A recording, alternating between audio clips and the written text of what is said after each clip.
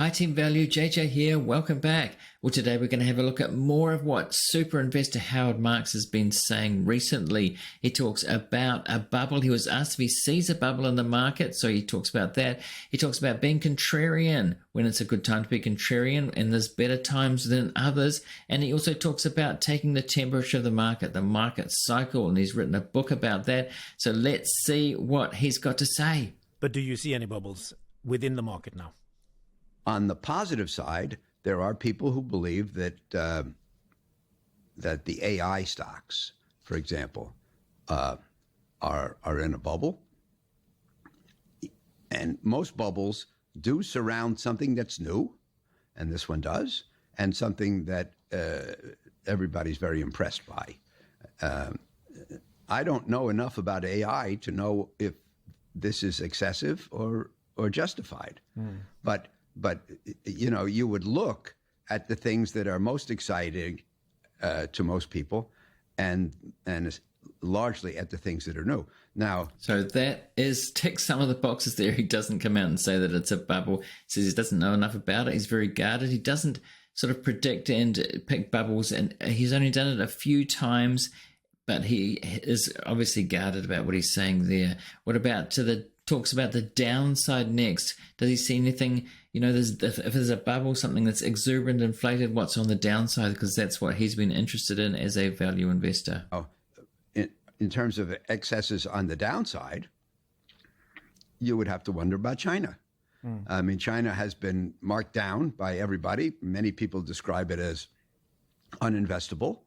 Uninvestable, and he's talked about that before, about how that his ears prick up when he hears that. That's when he gets interested. It has declined a lot, that Chinese market. Is it too cheap? Is it?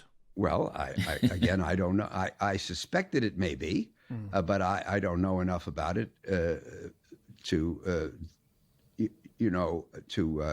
make a statement.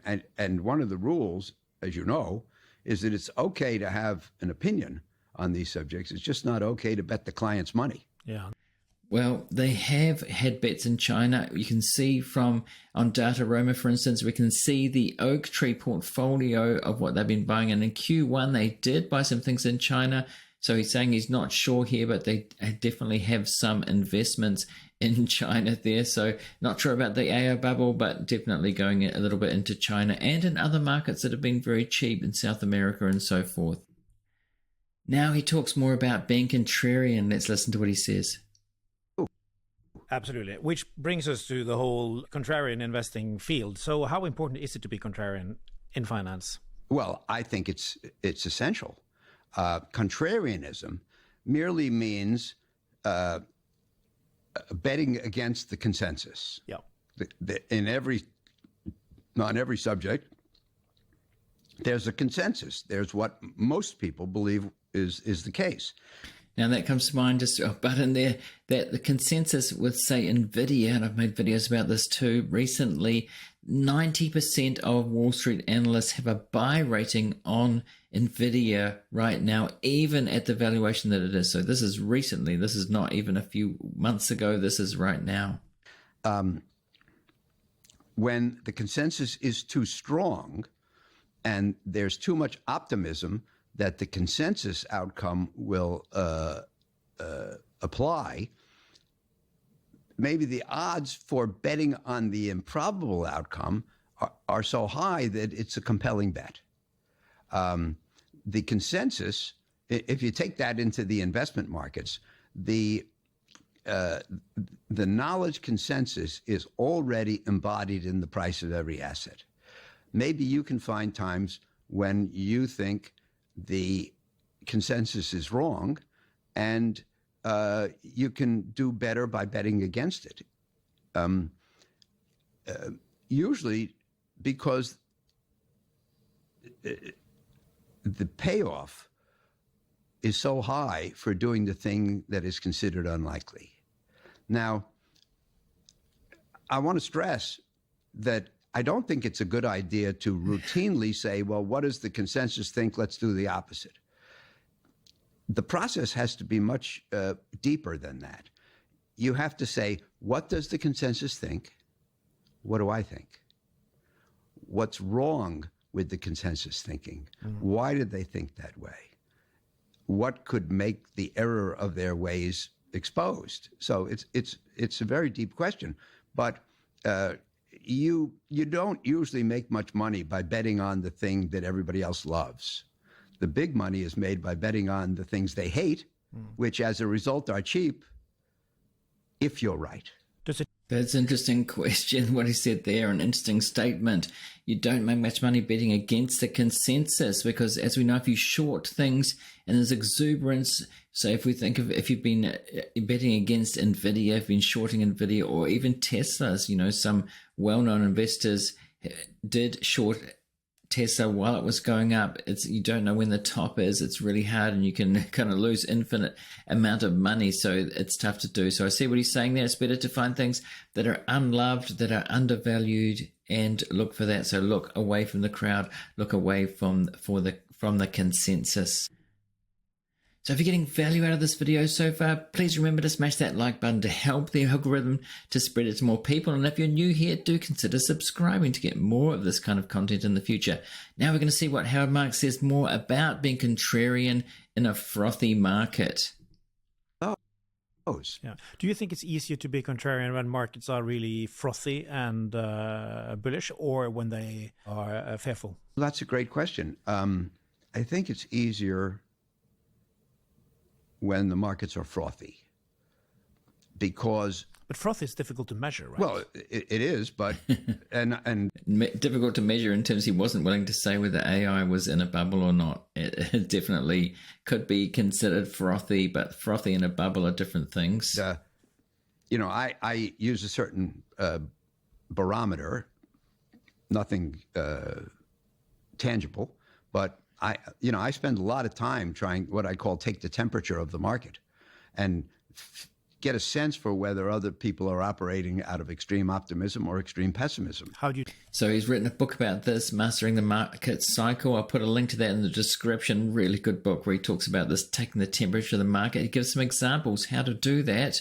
And I found it really useful when I read it. I think I read it around 2020, sometime in 2020, when we were leading into that, 2021, where there was a bubble, I consider it, in, emerging tech stocks, EVs, all that sort of thing. And it was really useful then, and to see what he meant by what he said in that book. How do you do it? What does a barometer look like?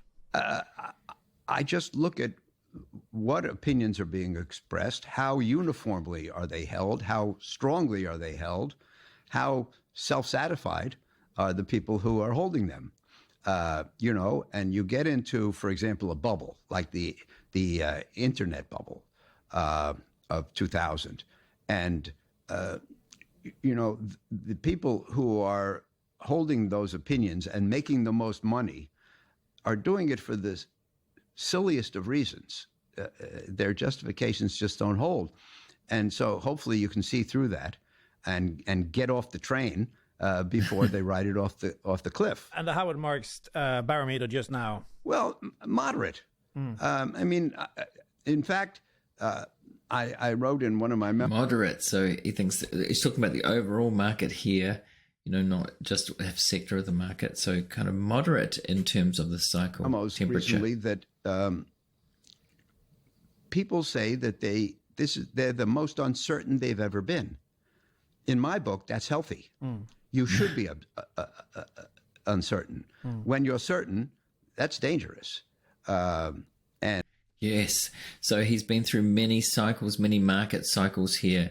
And so he thinks it's kind of moderate at the moment, not in a bubble, but sectors bubbles can be in sectors, they can be in certain individual stocks, or they can be in the overall market. But he's not seeing exuberance all over the market, the whole market as he sees it. It's sort of moderate, mid-cycle perhaps he's saying there. So he's got more to say about this. Let's see. And I am not highly data-driven compared to other people, but rather I'm driven by this idea of figuring out where we stand in the cycle, taking the temperature of the market. I put out a memo in roughly July of 23 called Taking the Temperature. And I say that there were, as I mentioned with my conversation with Andrew, there were 5 times in my career that I took contrarian stands on the market, they were essentially not data driven. For example, So 5 times, that's only like once every 10 years. I was very concerned about the conditions heading into what turned out to be the global financial crisis. Now, it was caused by the housing bubble and especially the subprime mortgages and mortgage-backed securities. I had no idea about subprime. I didn't know it existed. I didn't know much about mortgage-backed securities.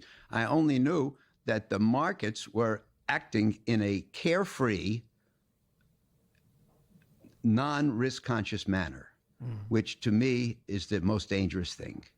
Okay, so he didn't see during the financial crisis, he didn't see like Michael Burry did about, mortgage-backed securities and all that stuff. He didn't see that, but he knew something was up, and he did, take a step back and give a warning there. And in the dot-com bubble, there have been these excessive times when he has given a warning, and at the moment he's not giving that warning. So that's interesting to see. What do you think? What do you think is going on in the market at the moment? Do you agree with him that we're kind of mid-cycle? It's moderate at the moment. There's some excesses there, but it's not, as we've seen at some other times, even 2021 with all the SPACs, and he did talk about that back then. What do you think? Let me know in the comments.